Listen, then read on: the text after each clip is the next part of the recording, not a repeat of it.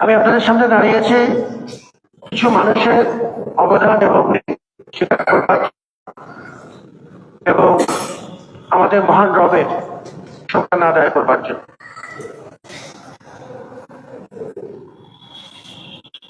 এই মসজিদ দীর্ঘ সময়ের জন্য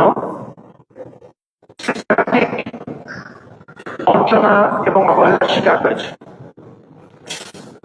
আমাদের কোনো উদ্দেশ্য নেই তার দোষারোপ করা, বাস্তবতাটা তুলে ধরা, আমরা নিজেদেরকে সংশোধন করতে পারি এবং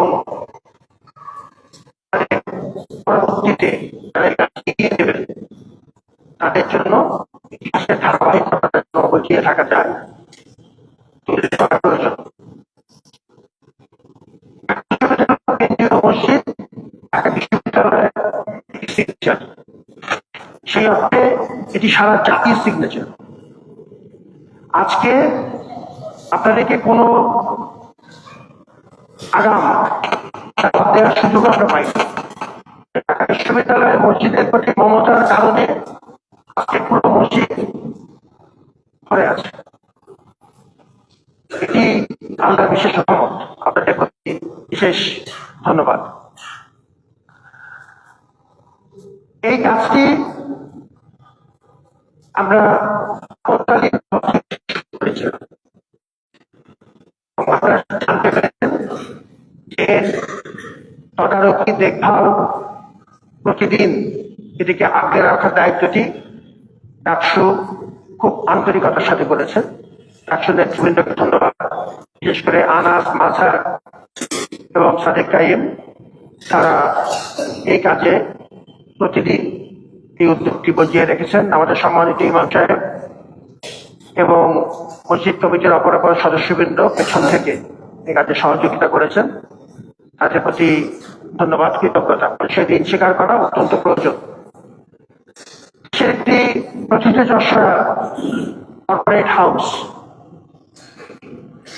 তারা আমাদের মাননীয় উপদেষ্টা ডক্টর ফজলুল কবির খানের অনুরোধে এগিয়ে এসেছিলেন এবং তারা আপনারা জানতে পেরেছেন যে তারা নাম প্রকাশ করতে চাননি।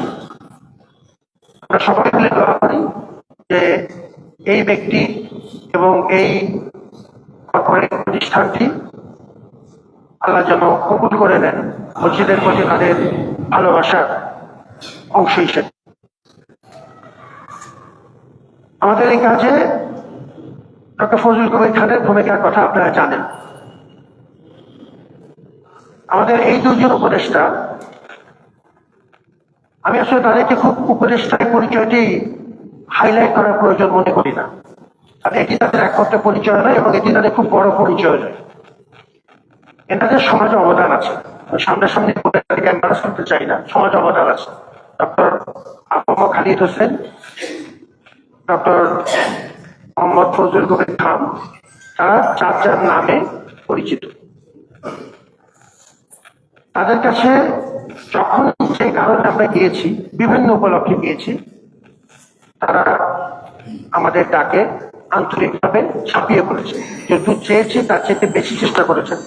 কোনো সময় সফল হয়েছেন, কোনো সময় পুরোপুরি সফল হননি, কিন্তু যে গভীর আন্তরিকতায় তারা প্রত্যেকবার ঢাকা বিশ্ববিদ্যালয়ের বুকে জড়িয়ে ধরেছেন, আজকেও উপযাচিত হয়ে অনেকগুলো কাজ করবার জন্য আগ্রহ প্রকাশ করেছেন। ঢাকা বিশ্ববিদ্যালয়ের পক্ষ থেকে আমাদের সমস্ত মুসল্লিদের তরফ থেকে তাদেরকে গভীর ধন্যবাদ, কৃতজ্ঞতা জানাই। নিশ্চয়ই আল্লাহ তাদেরকে উপযুক্ত প্রতিদান দেবেন। আমাদের এই কাজের পরিকল্পনাটি সম্পর্কে আপনাদের কিছু ধারণা দিতে চাই, খুব অল্প সময়, ধৈর্যটি ঘটাবো না, 1 থেকে 2 মিনিট। এখন যে কাজটি হয়েছে বড় মাপের সংস্কার, এবং যে কথাটি মাঝার এবং আনাস উল্লেখ করেছেন যে আমরা যতটুকু ন্যূনতম করার প্রয়োজন সেটি দিয়ে শুরু করেছিলাম, কিন্তু পরবর্তীতে যেহেতু দীর্ঘদিন কোনো সংস্কার হয়নি, যেখানেই হাত দিচ্ছি সেখানেই দেখা যাচ্ছে অনেক বেশি চাহিদা এবং প্রয়োজন, এবং ধীরে ধীরে এই কাজের ব্যাপ্তি বেড়েছে। এবং আমাদের সম্মানিত সহযোগী যিনি ছিলেন তিনি শুনেছেন যে তিনি আন্তরিকভাবে এগিয়ে এসেছেন। আমরা এমন ভাবে এই সংস্কারটি করেছি এবং সেটি খুব সচেতন ছিলেন, এই সংস্কারটি যেন আমরা পরবর্তীতে আমরা যখন একটি নতুন মসজিদ করব সেটি যেন নষ্ট না হয়। এমনভাবে সংস্কার করা হয়েছে যা 70% জিনিস বস্তুগত উপাদান আমরা নতুন মসজিদে স্থানান্তর করতে পারব। এখন নতুন মসজিদের পরিকল্পনা আপনাদের সবার জানা দরকার। ঢাকা বিশ্ববিদ্যালয়ের মসজিদ আপনাদের সবার মসজিদ, সবার সম্পদ, জাতির সম্পদ। আমাদের দুটো পরিকল্পনা আছে মসজিদ সম্পর্কে এবং বেশ কিছু অগ্রগতি এ পর্যায়ে হয়েছে। বাংলাদেশ সরকার আমাদেরকে 2841 কোটি টাকার অধিকতর ঢাকা বিশ্ববিদ্যালয় উন্নয়ন প্রকল্প এই নামে একটি বড় প্রকল্প দিয়েছে। আমি সাধারণত কোনো আকারম্বর করা পছন্দ করি না, লম্বা চড়ার কথা পছন্দ করি। আপনাদেরকে তথ্যগুলি বলছি যাতে আপনারা আপনাদের হিস্সা বুঝে নিতে পারেন। আমি আজকে থাকবো, কালকে আমি থাকবো না, পরশু দিনে মাটির নিচে থাকবো, কিন্তু এই মসজিদ থাকবে। মসজিদের জন্য আপনাদের যার যার পর্যায় থেকে এই হিস্সা বুঝে নেওয়ার বিষয় আছে। 2841 কোটি টাকা প্রকল্পে একটি অত্যাধুনিক মসজিদ ধরা আছে, প্রথম কথা।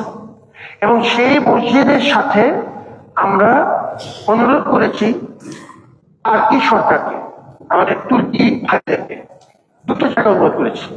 একটা হচ্ছে দিয়ানা বলে তাদের যে প্রতিষ্ঠানটি আছে আমাদের তুর্কি সরকারের, এবং তাদের একটি ভলান্টারি ফাউন্ডেশন আছে।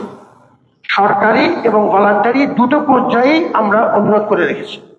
আমাদের তুর্কি দূতাবাসের মাধ্যমে আমার বেশ কিছু সহকর্মী অনেক দিন ধরে পরিশ্রম করছেন। আমি সম্মানিত কোষাধ্যক্ষের এই ক্ষেত্রে অবদান স্বীকার করতে চাই।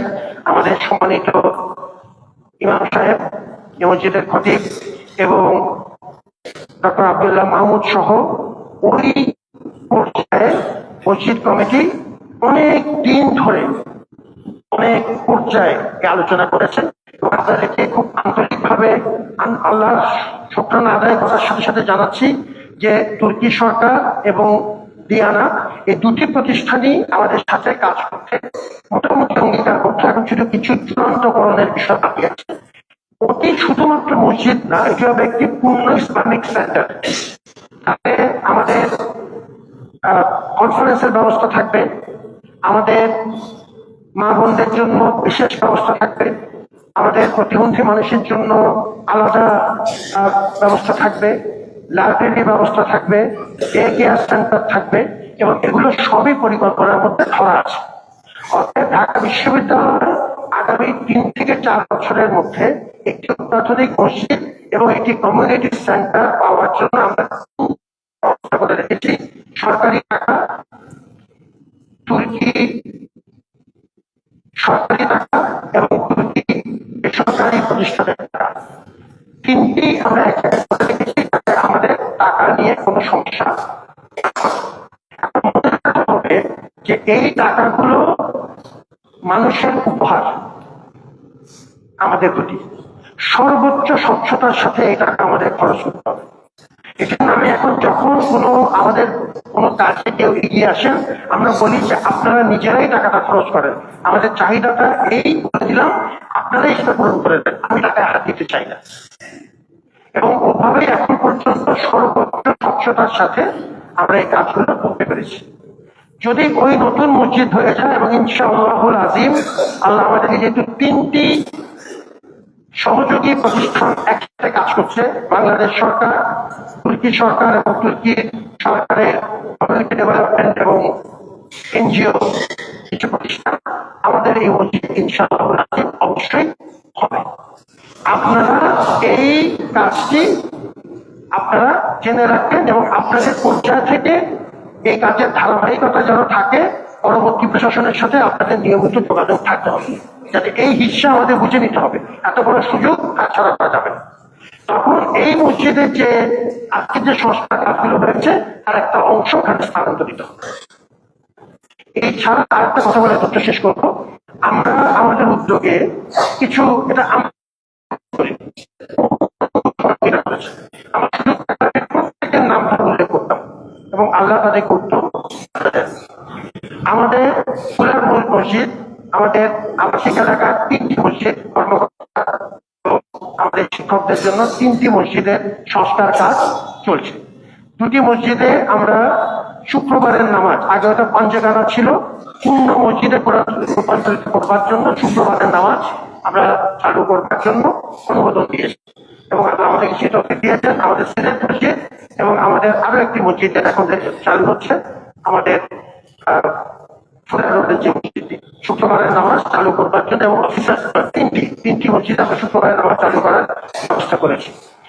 আমাদের মাননীয় উপদেষ্টা দুজনকে আবারও ধন্যবাদ জানাই, ব্যক্তি হিসেবে ধন্যবাদ জানাই, ধন্যবাদ জানাই, ধন্যবাদ জানাই আমাদের পাশে ঢাকা বিশ্ববিদ্যালয়ের পাশে ইসলামের পাশে তাদের প্রতি আমাদের ব্যক্তিগত কৃতজ্ঞতা। আল্লাহ আমাদের সবাইকে, আপনাদের প্রত্যেককে এই আয়োজনে আপনারা যেহেতু শরীক হয়েছেন, প্রত্যেককে যেন আল্লাহ আমাদের কবুল করেন। আমরা পরস্পরের জন্য দোয়া রাখবো এবং দেশ এখন একটা কঠিন সময়ের মধ্যে দিয়ে যাচ্ছে। আমরা সবাই অধীর আগ্রহ অপেক্ষা করছি 12 তারিখের জন্য। আল্লাহ যেন শান্তির ফয়সালা করে দেন। আপনার সবার প্রতি আবার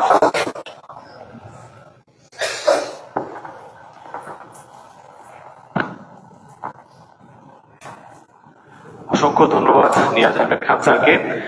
মুসলিয়ানে কেরাম, এই পর্যায়ে আমরা চলে যাব আমাদের দোয়া অনুষ্ঠানে। আমাদের দোয়া অনুষ্ঠান পরিচালনা করবেন ঢাকা বিশ্ববিদ্যালয় কেন্দ্রীয় মসজিদের সম্মানিত ইমাম ও খতিব